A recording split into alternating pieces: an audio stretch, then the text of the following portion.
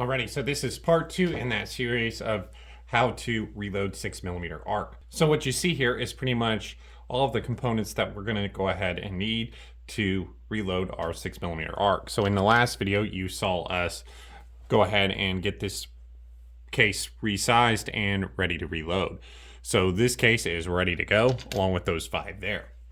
So what you're going to need is some kind of reloading block. This is a really fancy EP Integrations one, but a lot of the really basic ones that you can get on Amazon, pretty cheap, something like that will work just fine.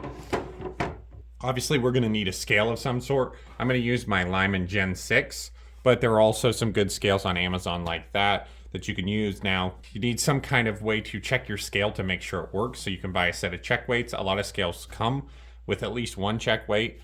That's going to be up to you on how precise and how careful you want to be with that scale. We're also going to need a powder funnel to go ahead and fill the cases with powder, and some kind of scoop to scoop the powder into our pan that goes on our scale.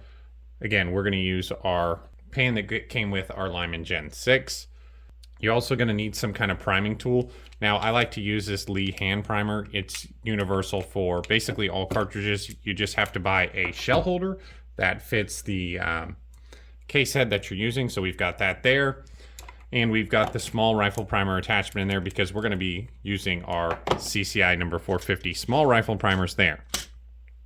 Now, we need our shell holder again. That's going to go on our reloading press. We need our reloading press.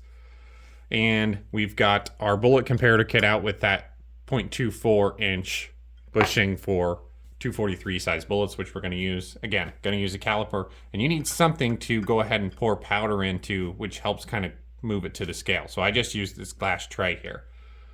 Obviously, we're going to use Vihtavuori N540. We talked about our primers and we talked about our brass. And we're going to use the 112 match burner.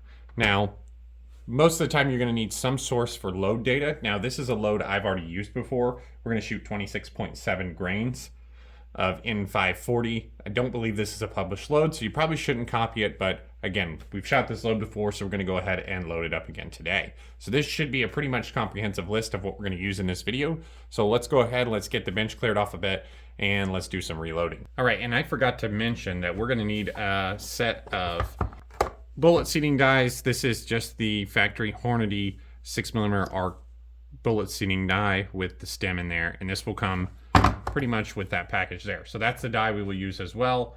Forgot to mention that just a minute ago. So what we need to do is we need to prime these cases.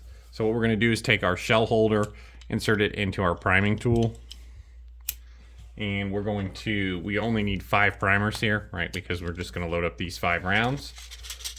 So there's 3 of them, and we need 2 more. Now, these little priming tools are kind of interestingly set up to where basically if you shake them a little bit, the kind of the ridges on this priming tool will help upright the primers. So go ahead and get that ready to use. Now, what you're going to see here is we've got that primer now facing up, ready to go into that case. Now, when you prime these, don't point them at your face because there's a low chance that that primer could go off. So we want to make sure that we prime that case, and you want that to be just below flush. So essentially you're trying to get that seated all the way, crush that anvil just slightly, and no more. If you push too hard on this, you can tear up your brass.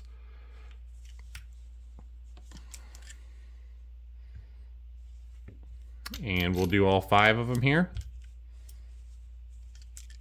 And you want to use nice even pressure so you get equal seating, primer seating depth there. And we'll do 1 more here. All right, so as you can see there, we've got our primer seated. It is just below flush, looks pretty good. These are primed and ready to go. So then we'll move over to measuring out our powder charges. All right, as you can see there, we have our pan on our scale. We have the scale tared out. Now again, you want to double check that scale, make sure that it's working properly, either with a set of check weights or with some items that you know the weight, so you can ensure that the scale is operating properly. Now what we're going to do is we're going to load up 26.7 grains of N540. So we've got our N540 here. And what I like to do is go ahead and pour a little bit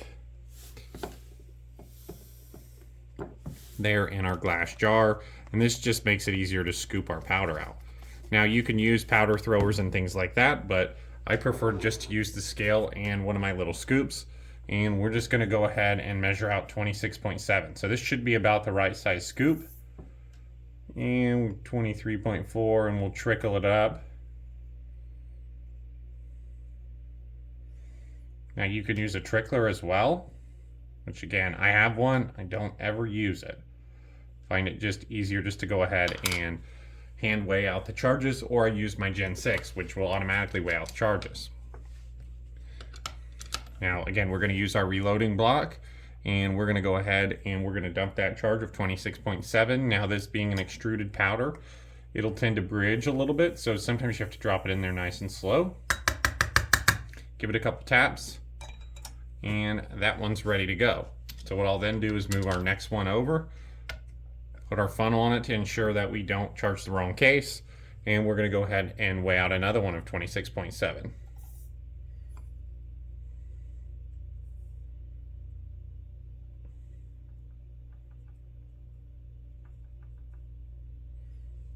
Okay, so we overshot it, 26.8. Okay, 26.7. And we'll go ahead and dump that one as well.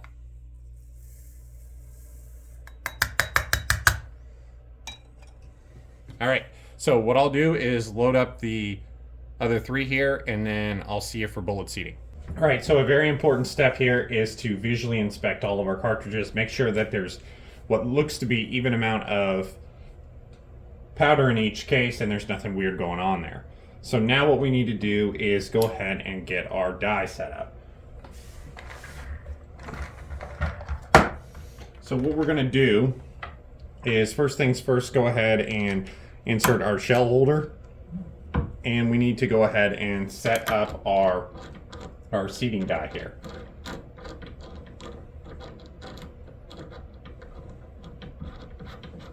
Alright, so what we're going to do is go ahead and put an empty case in there, and we're going to go ahead and screw this die down. Which again, this die was set up in my other press, so we need to loosen our lock ring. Perfect. And what we want to do is screw that down until we feel it touch the case. So I just felt it touch the case, so we want to back off just off of that so we can ensure that we're not touching the end of our case there. So that's where we feel it. So we'll back off a little bit, maybe a full turn or a turn and a half, and we're going to go ahead and tighten down our lock ring. Okay, so now that we have that tightened down, we can take our test case out, and now what we need to do is we're going to go ahead and seat some bullets. So we've got our 112 match burner there, and we are shooting for a cartridge overall length of about 2.335, or base to ogive measurement of 1.689. So if we use our comparator kit, we're going to get that 1.689. If we measure to the tip, we're going to get that 2.335. So let's just go ahead and see if we're even touching our bullet there. Okay, so we definitely are where we're at. Back that out. Okay, so we just barely seated that bullet now, and we're going to go ahead and use our caliper to judge where we're at, how much more we need to go. So we'll start out with the base to tip number to get us close. So we're at 2.5, so we're way too long, right? We need to come down to 2.335. So let's see.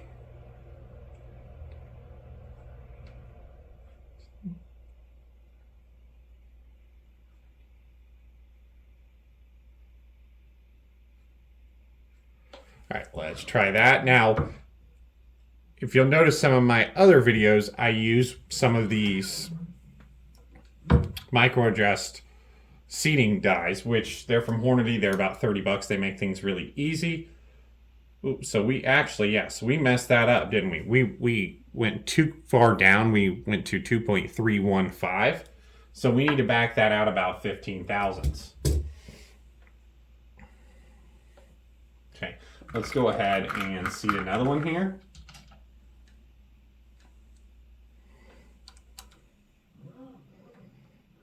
So obviously we should have been a little bit more cautious there whenever we set up our die, since we ran that one down too short. Okay, now we're 2.345, so we're 10 thousandths long now. So let's creep down on it just a bit there. It's been a while since I haven't used the micro adjust, apparently.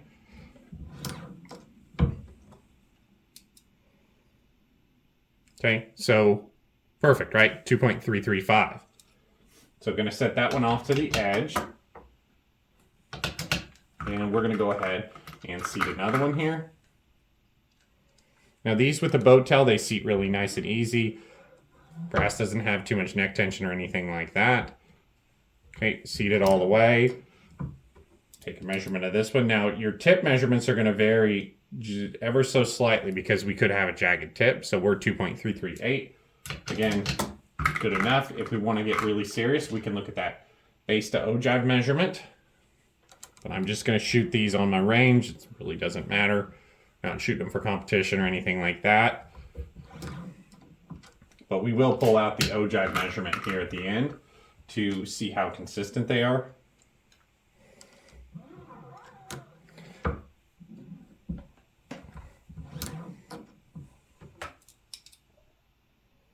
All right, and that one came out 2.335. So let me pull out my base to ogive measurement tool and we'll just see how consistent these are. They should be within a thousandth or so of the same thing. So we were shooting for 1.689. That's what I had logged in my book. So 1.693. 1.694. 696 and 694. So we're going to try to get the ogive measurement to match what we're shooting for, which is 1.698. So we needed to go down, what was that? That was 6 thousandths. So that's going to be a very small measure or movement there.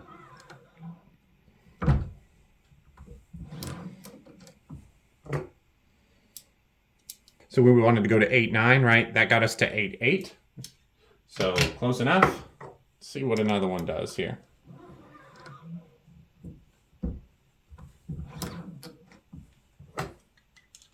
Eight, 9.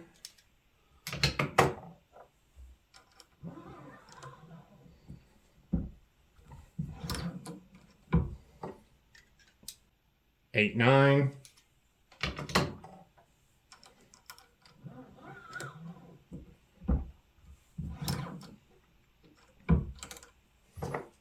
885, and then that one that we ran down too deep to start, let's see what it measures. Yeah, so it's measuring 7.4. So what I need to do is pull that one and reseat it. So I'll be right back. All right, so what I did there was I just dropped that into my inertial bullet puller, just a couple little hits on the floor there, and what we did was we went ahead and I didn't remove the bolt all the way, but we stretched it to 1.702. which is about 10 thousandths longer than what we want it. So we should be able to just put this back into the die, seat it again, and now we're back at the 1.6895, which is where we want to be. So now I have all 5 of these loaded up. As you can see there, nice pretty bullet. We don't have any ring around where the seating die came in. The seating die fits really nicely. And we've got a nice loaded 6 arc round that we're going to go ahead and we'll be ready to shoot. Alrighty, so now you guys have seen the process start to finish on how to reload some 6mm arc. If you didn't catch part 1, I'll put a link up to it. You should watch that before you watch part 2 because we did all the brass prep in part 1. I hope you guys enjoyed this type of little mini series. I haven't done any videos like this, kind of really explaining what's going on and things like that with this reloading process, but hope you guys enjoyed it. Thank you guys for watching. Thanks for subscribing, and we'll see you next time.